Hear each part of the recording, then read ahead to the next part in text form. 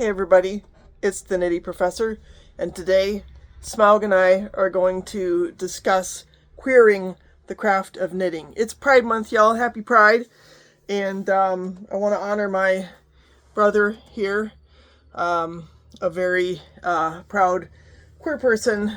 There are a number of them in my family, including me, my daughter, and it's time to celebrate. So I think a good starting point for this discussion is, why is it needed? So a good starting point is the fact that in, let's just say, recent decades, maybe even the past century or two,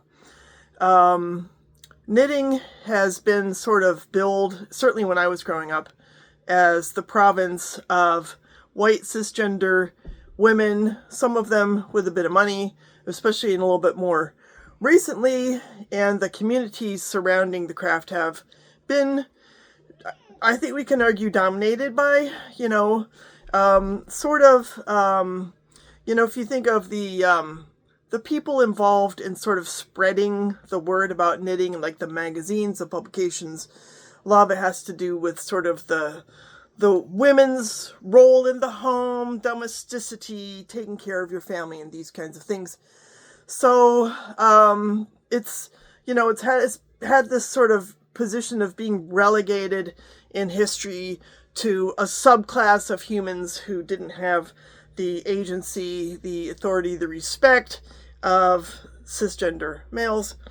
So obviously that's something that it's good to push back on, and the idea of queering the craft of knitting gives us an opportunity to push back against exclusionary traditions and gatekeeping, all these ideas that knitting is for this group of people, it's not for that group of people. Well, it should be for everybody. So that's one good reason why we need to queer it. We need to make a space for LGBTQ aesthetics, LGBTQ leadership, and it's not just a matter of accommodating, but it's also a matter of centering and celebrating all marginalized people. And that includes BIPOC, all marginalized people.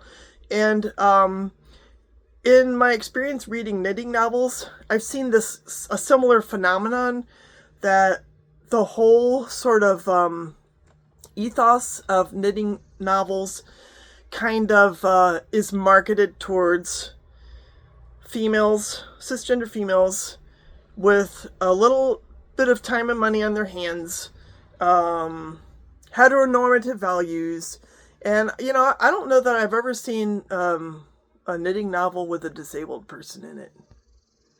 It's about to change, y'all, because my novels are definitely queering knitting novels. So I'm really excited about that. I'm continuing to work hard on my editing so that I can get a really good product out there to you guys. There's some other reasons why we might want to consider queering knitting and taking it away from all, these notions of gatekeeping, exclusionary traditions, and this kind of thing. The idea of queering knitting gives us a chance to embrace messiness, experimentation, and emotional truth. And I'm certainly a good example. When I think of messiness, for example, I recently did a video on all my sock knitting. This is just a big bag of unfinished sock projects. Now, I'm going to give myself a little credit. Lately, I've been kind of privileging working on my socks. I do want to get some of them finished, probably because I have a lot more fun sock yarn to knit on, y'all. But, the messiness and the experimentation, the sort of free-for-all nature of crafting, that's certainly something that I enjoy. And I think it allows for more creativity. And, the whole idea of emotional truth. Another reason why we're well advised to queer the craft of knitting is to open the door to the connection of the tactile with our bodies and the differences between our bodies. Because when we make our own garments and tailor them to our own bodies, then we're affirming who we are, we're affirming our identity, and an identity that's rather unlikely to match the sort of standard, the industrial commercial standards that are out there with the, the traditional sizing systems that you see prevalent in the stores and stuff. Just like the fact that I could never find a pair of women's shoes that fit me, ever. Not unless I made them myself, right? Something I ought to try. I've thought about doing that. So there's something about tailoring your clothes to fit your body that gives you an opportunity to experience the kind of grounding and empowering opportunity that tailoring garments to who we are affords us. And here's a good example. So my aesthetic is very unique. As far as styles, I really like the masculine. But as far as colors and motifs, I really like the feminine. So I don't know if it's like non-binary or just a mishmash. It's probably a mishmash. Let's just call it it's very queer. But I sewed this shirt from a male pattern. I got a men's pattern and has the band collar, which I love. But I went and I chose this rainbowy fabric with the Dios de las Muertes. I don't speak Spanish, so pardon me for messing that up. So this is like totally my aesthetic. You're unlikely to find a shirt like this in the store. I even, down to, choosing the buttons. That's the kind of opportunity that we get when we queer the crafts, queer knitting, queer sewing. We can indulge in much greater degrees of self-expression. And I think that just makes everyone happier. And by bringing this kind of diversity and challenging the binary into the world with what we wear in our bodies, I think we're just doing everyone a favor. So some other reasons why we want to do this is because we can bring into focus the idea of pushing back on the idea of profit over people, pushing back on the colonial histories that inform the clothing that we wear, the crafts that we indulge in to make clothes, to make household items. We can also push back against the erasure of the queer, which is, a harm to everyone. Again, because it just quells diversity and it just makes it easier for the sort of dominant power structures to exert their power. And we can also push back against the erasure of queer knowledge systems. And this is something that is inherent not just in, should we say, Western European culture, but when you think of indigenous culture, for example, when I was reading the book Worn and I was reading the chapter about the Navajo traditions, reading about how they have 5 genders in their traditions. And I think that probably is true for all of us. When you think about I always grew up, I was just a tomboy, I always just had these really strong masculine leanings. I loved football and sports and I didn't want to play the flute. I had to play the trumpet, and I had to be the dominant first chair trumpet player and all that stuff. And my sister was always a lot more feminine.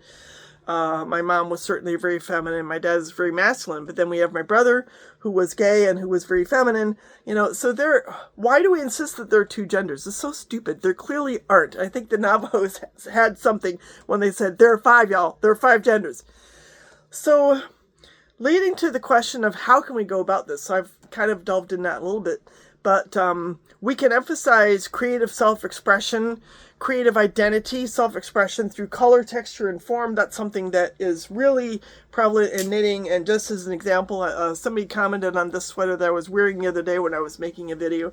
And I think this is a great example of creative self-expression. Now, did I design all these motifs? No, but I designed the overall sweater and I gathered motifs to my liking.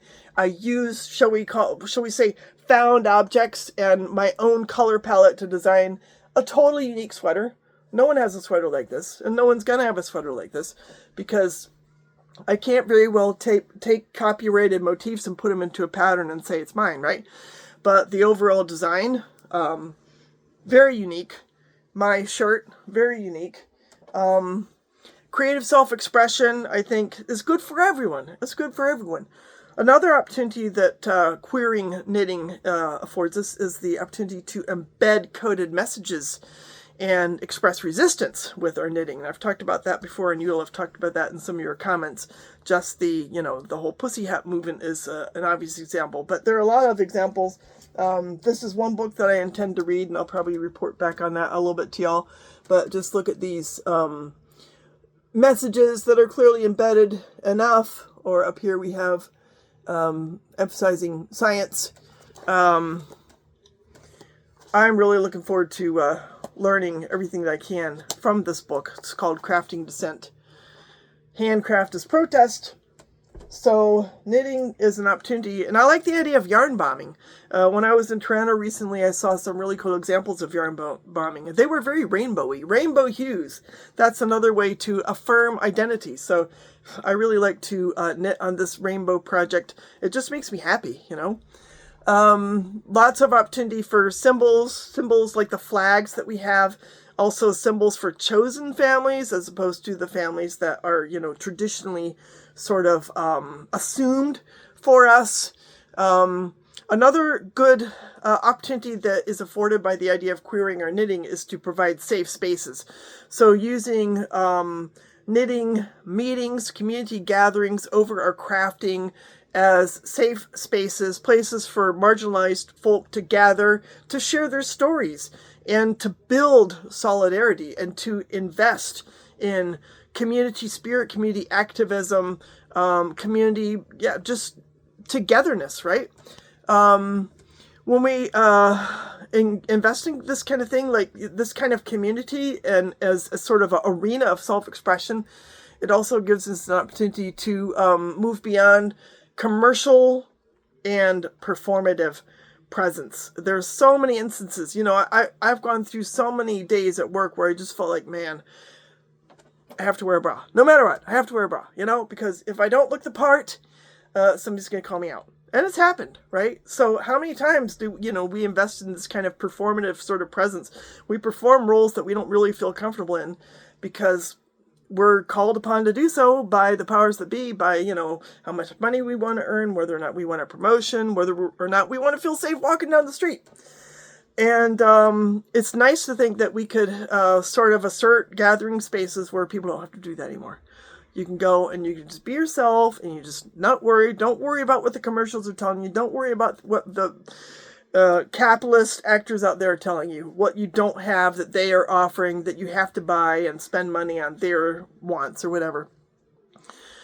So another thing that's really cool about the idea of queering the craft of knitting is to make historical connections. Certainly, there's a lot of history in crafting as a creative refuge, as a way for people to retreat from the pressures around them.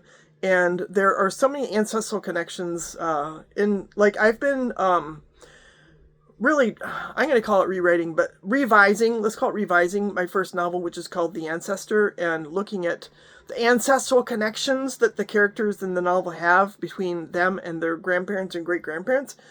And those connections are really meaningful. They have a lot of strength in just grounding us in the feeling that we're not sort of hovering out there alone without any tethers. The idea that we're connected to the people who came before us is very powerful, real, and important.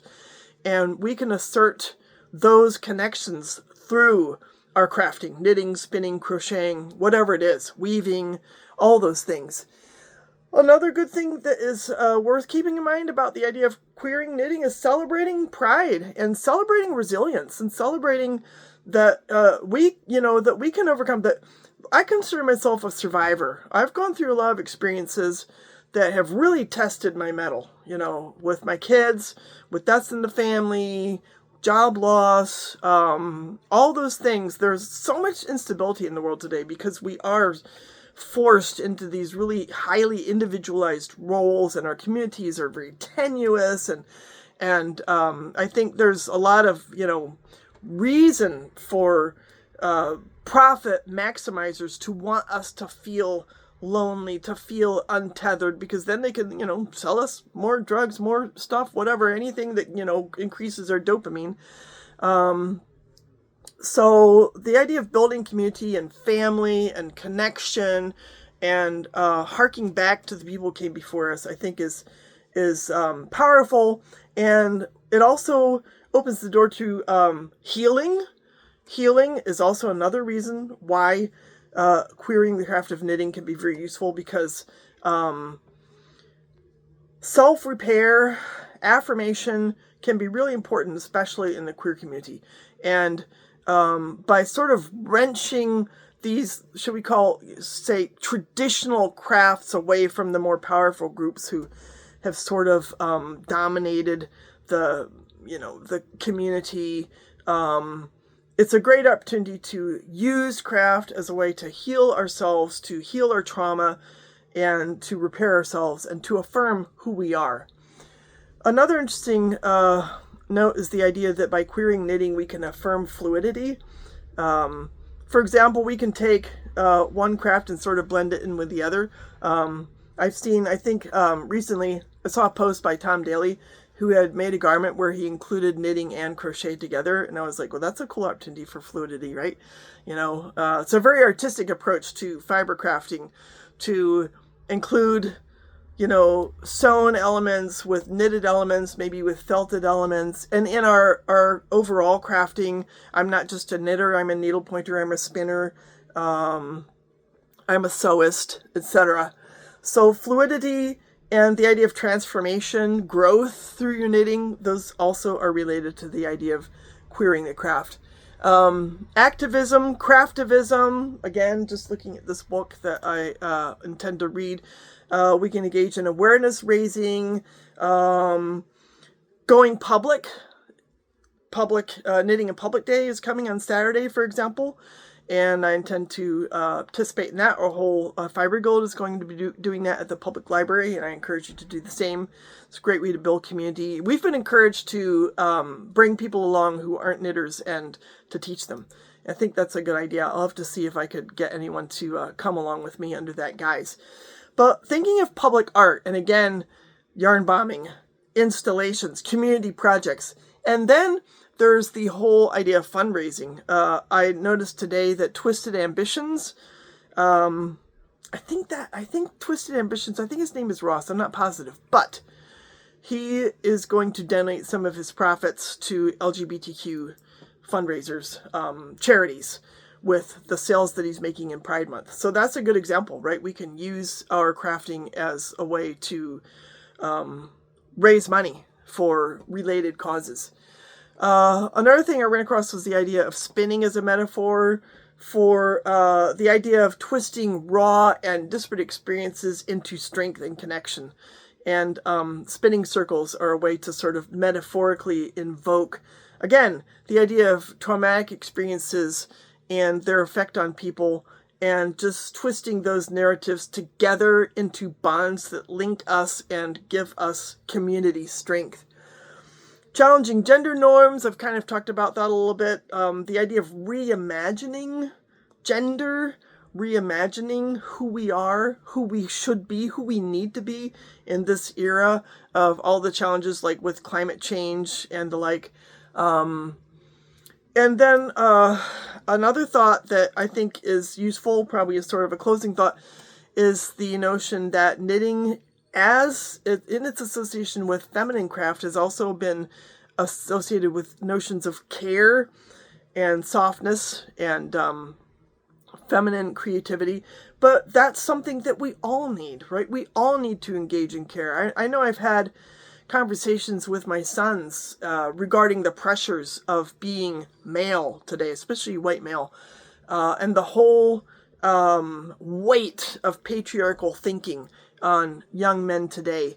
The notion that they have to invest their earnings in their woman because that's expected. Well, what if they, it's hard to make enough money to take care of even yourself today. How are you going to take care of two people? How are you going to be responsible for a whole family? Maybe 50 years ago you could do that. But that pressure is enormous on a young man to try to come up with enough money, not just to take care of you, but to take care of your partner and to take care of your whole family.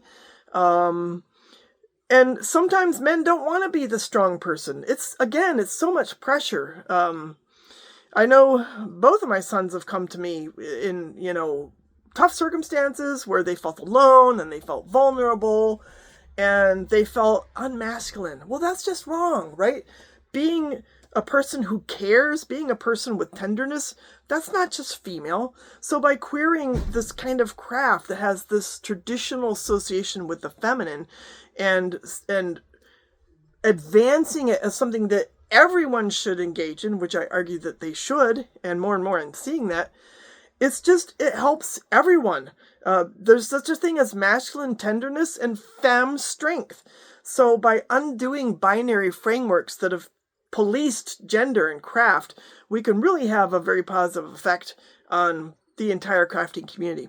So I'm going to stop on that note, but I would love to hear your comments and your ideas about queering the craft of knitting and throw in stuff about crocheting, sewing, anything that's even remotely related to fiber crafting. I know you're going to come up with things that I haven't. You're probably going to give me some ideas for books that I should read, which I look forward to doing because I just love learning new things. I love thinking about these things, and I love undoing power structures that are unjust, unfair, and making the world a better place. So on that note, I'm going to keep knitting my rainbow here, and happy Pride Month. I hope y'all have some wonderful experiences in community and in creativity, and we'll talk soon. Ciao.